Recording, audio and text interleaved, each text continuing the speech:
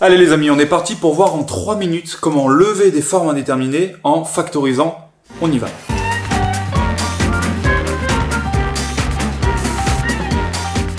La factorisation, c'est une arme redoutable pour lever les formes indéterminées. Notamment, et en fait uniquement, quand vous avez des polynômes tout seuls ou des quotients de polynômes. La méthodologie, c'est la suivante. J'essaie de calculer à la limite de ma suite. Je fais un petit calcul au brouillon. Je me rends compte que j'ai une forme indéterminée. Je factorise par le plus haut degré et mon problème est résolu. Alors, comment on factorise par le plus haut degré? Donc, le plus haut degré, c'est le terme le plus influent du groupe. Donc là, vous voyez que n au carré, ça va tendre vers plus l'infini. Ça va tendre vers moins l'infini et ça va tendre vers 1. Le 1, il ne nous pose pas de problème. Ce qui nous pose un problème, c'est qu'on a plus l'infini, moins l'infini. On va se demander qu'est-ce qui va gagner entre n au carré et moins 2n. Qu'est-ce qui va être le plus influent? Ben, évidemment, vu que là j'ai un carré, vous vous dites que si on va vers l'infini, ça fera l'infini fois l'infini. Qu'est-ce qui va gagner? L'infini fois l'infini ou alors 2 fois l'infini? Ben, évidemment, c'est l'infini fois l'infini. Donc, pour mettre ça en évidence, on va factoriser par n au carré. Donc, on va dire que c'est n au carré facteur de quelque chose. Sauf que là, vous voyez qu'on a un problème. C'est quoi le problème? Ben, le problème, c'est que j'ai du n au carré ici, j'en ai pas là, et j'en ai pas là. Regardez ce que je vais faire parce que c'est comme ça que vous allez être sûr de ne pas vous tromper. Moi, je vais faire apparaître mon n au carré en multipliant ici par n. J'ai bien 2n fois n, donc ça me fait 2n au carré. D'accord? Sauf que j'ai pas le droit de multiplier par n comme ça. Qu'est-ce que je vais faire? Je vais diviser le 2 là par n. Comme ça, le fait que j'ai multiplié par n, ça sera annulé par le fait que j'ai divisé par n. Et du coup, j'aurai pas modifié mon moins 2n. Pareil ici. 1 fois n au carré. Comme ça, je l'ai mon n au carré. J'ai un n au carré, j'ai un n au carré, j'ai un n au carré. Donc, je peux factoriser. Sauf que j'ai pas le droit de multiplier par n au carré. Du coup, je vais diviser par n au carré. Et maintenant, mon n au carré, ben, il était multiplié par 1 ici. Là, il est multiplié par 2 sur n. Et là, il est multiplié par 1 sur n carré. Du coup, quand je factorise, ça me fait n au carré, facteur de 1 moins 2 sur n plus 1 sur n au carré. Donc, en fait, je cherche la limite quand n tend vers l'infini de ça. Sauf que regardez maintenant comme c'est beau. 1 sur n au carré, ça tend vers 0. 2 sur n, ça tend vers 0. 1, ça tend vers 1. Donc tout ça, ça tend vers 1. Ça tend vers plus l'infini. Plus l'infini fois 1, ça fait plus l'infini. Vous venez de lever l'indétermination. On le rédige proprement. Donc on reprend cette fameuse rédaction dont je vous parle depuis le début et qui est non seulement la plus élégante, mais celle qui vous permet d'être sûr de ne pas vous tromper. Donc vous commencez par régler ce bloc-là. Donc vous allez dire que la limite de 1, c'est 1. La limite de moins 2 sur n, c'est 0. Et la limite de 1 sur n carré, c'est 0. Ce bloc-là, il est réglé. Tac, par somme, la limite de 1 moins 2 sur n plus 1 sur n carré, c'est 1 plus 0, donc 1.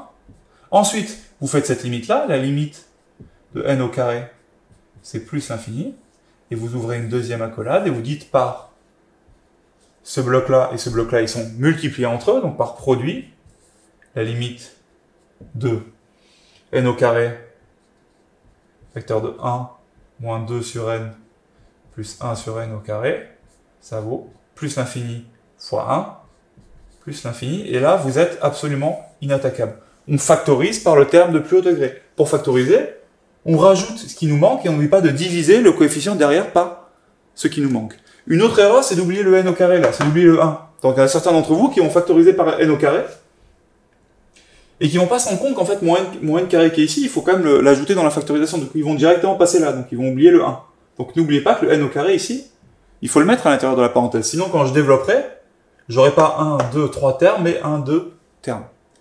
Allez, quand on a un quotient, donc je recommence mon petit travail au brouillon. Ça tend vers plus l'infini, ça tend vers plus l'infini, ça tend vers 1. Du coup, le haut tend vers plus l'infini et le bas tend vers plus l'infini. On a bien plus l'infini sur plus l'infini qui est une des 4 formes indéterminées. Du coup, il va falloir travailler. Du coup, ce que je vais faire, c'est que je vais factoriser en haut et en bas par le plus haut degré. Donc, j'efface mon brouillonnage. Et je réfléchis, c'est qui le plus haut degré en haut? Le plus puissant de ces 3 termes, c'est n au carré. Donc en haut, j'ai envie de factoriser par n au carré. En bas, le plus puissant, c'est n. Donc en bas, j'ai envie de factoriser par n. Eh bien, on s'y met. Comment est-ce que je fais pour le haut? Ben, là, j'ai un n au carré qui est multiplié par 3. Là, j'ai pas de n au carré. Du coup, je le rajoute et je multiplie par 1 sur n avant. Comme ça, j'ai mon n au carré fois 1 sur n. Là, pareil.